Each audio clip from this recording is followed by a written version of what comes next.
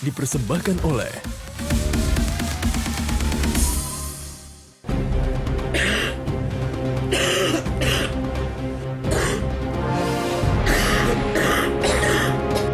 Batuk merupakan sebuah mekanisme perlindungan yang berfungsi mengeluarkan dan membersihkan saluran pernafasan dari zat-zat perangsang maupun zat-zat infeksi. Meski demikian, bukan mustahil batuk yang lama dapat menimbulkan infeksi sekunder pada saluran pernafasan. Saat menyerang, batuk bisa membuat aktivitas penderitanya sangat terganggu. Memilih obat batuk memang gampang-gampang susah. Apalagi ditambah dengan banyaknya kekhawatiran yang muncul karena adanya anggapan bahwa obat batuk memiliki beraneka ragam efek samping seperti membuat jantung berdebar, mengandung gula, menyebabkan sakit mah, dan lain sebagainya. Namun benarkah anggapan-anggapan tersebut? Apakah kita pantas khawatir memilih obat batuk? Pemirsa, inilah 7 mitos paling mengkhawatirkan dari obat batuk versi on the spot.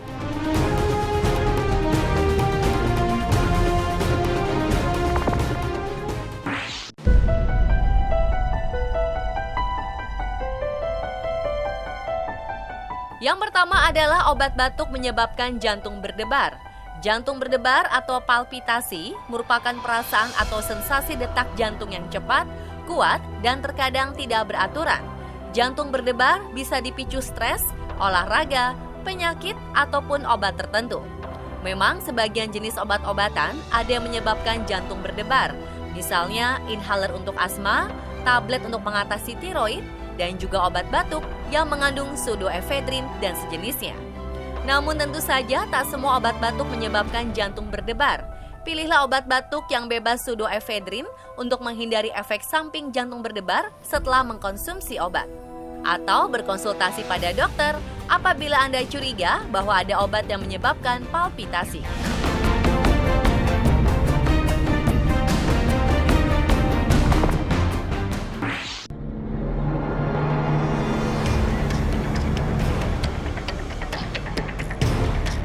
Sebagian orang merasa enggan untuk mengkonsumsi obat batuk karena kekhawatiran kandungan gulanya. Meski pada umumnya obat batuk tergolong aman, namun penderita diabetes dianjurkan untuk mewaspadai adanya kandungan gula pada obat batuk yang akan diminum. Anggapan bahwa semua obat batuk mengandung gula tidaklah benar. Oleh karena itu, kita harus jeli untuk memilih obat batuk yang bebas gula sehingga aman bagi penderita diabetes.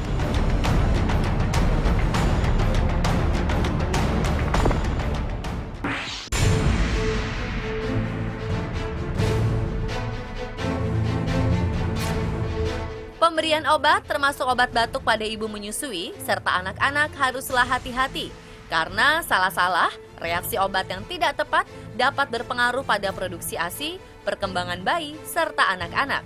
Untuk ibu menyusui, sebaiknya menghindari obat batuk yang mengandung pseudoephedrine atau phenylephrine karena akan beresiko mengurangi produksi ASI. Pemberian obat pada anak juga harus ekstra hati-hati karena jika terjadi kesalahan akan menimbulkan akibat yang cukup fatal.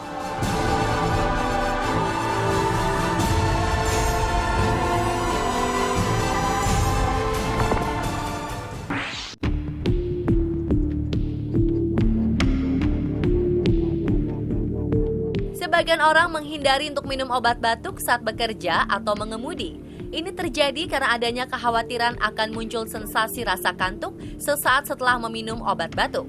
Obat batuk yang menyebabkan kantuk biasanya mengandung antihistamin atau anti alergi.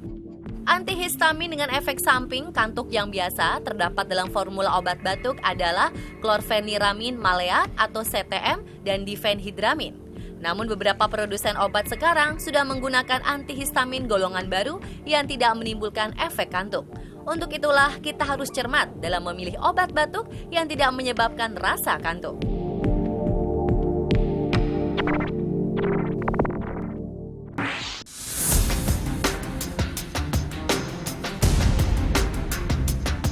Benarkah obat batuk adiktif? Faktanya, kebanyakan obat batuk tidak menyebabkan ketagihan. Meski demikian, ada beberapa obat batuk yang mengandung kodein sehingga memiliki potensi adiktif. Karena itu, kita harus waspada akan munculnya gejala kecanduan, terutama pada remaja. Kodein memang sering dikombinasikan dengan obat lain untuk mengurangi gejala nyeri dan batuk. Kodein termasuk jenis obat golongan opioid yang diresepkan untuk mengurangi gejala batuk. Namun jika dikonsumsi dalam dosis besar, dapat menimbulkan efek sedasi.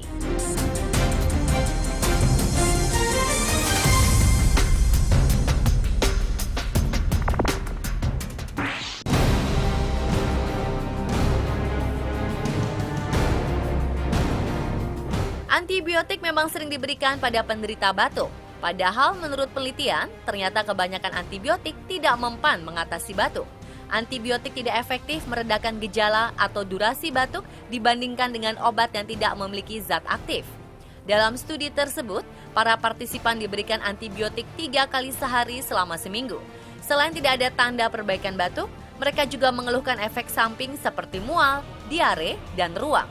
Hanya sedikit pasien yang memperoleh manfaat antibiotik, dan utamanya adalah mereka yang memiliki hasil tes darah yang menunjukkan adanya infeksi bakteri.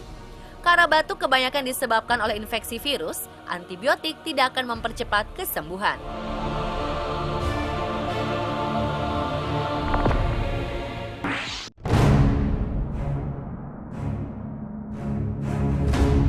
Selanjutnya adalah adanya anggapan yang menyebutkan bahwa obat batuk menyebabkan sakit mah. Benarkah demikian?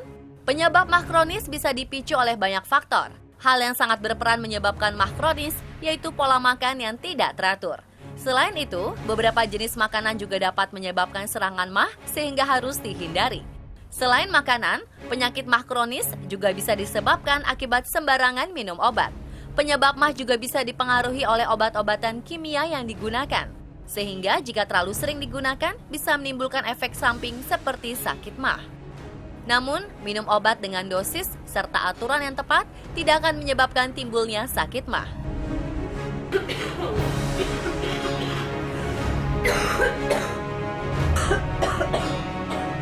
Pemirsa, meremehkan batuk bisa berpotensi memicu gangguan lebih serius yang memerlukan perawatan intensif dengan biaya mahal.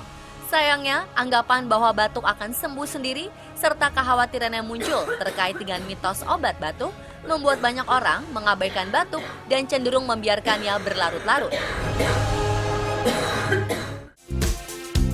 Untuk itulah Herbacough menjadi solusi tepat untuk batuk Anda. Dengan Herbacough, Anda tak perlu lagi khawatir karena Herbacough adalah obat batuk herbal yang aman dan efektif. Herbacough adalah obat batuk yang cepat mengatasi batuk membandel.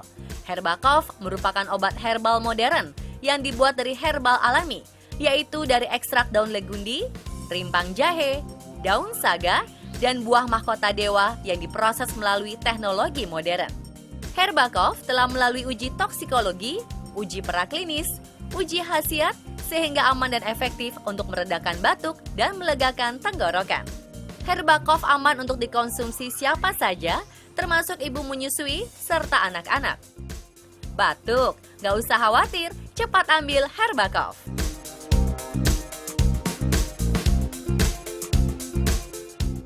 Dipersembahkan oleh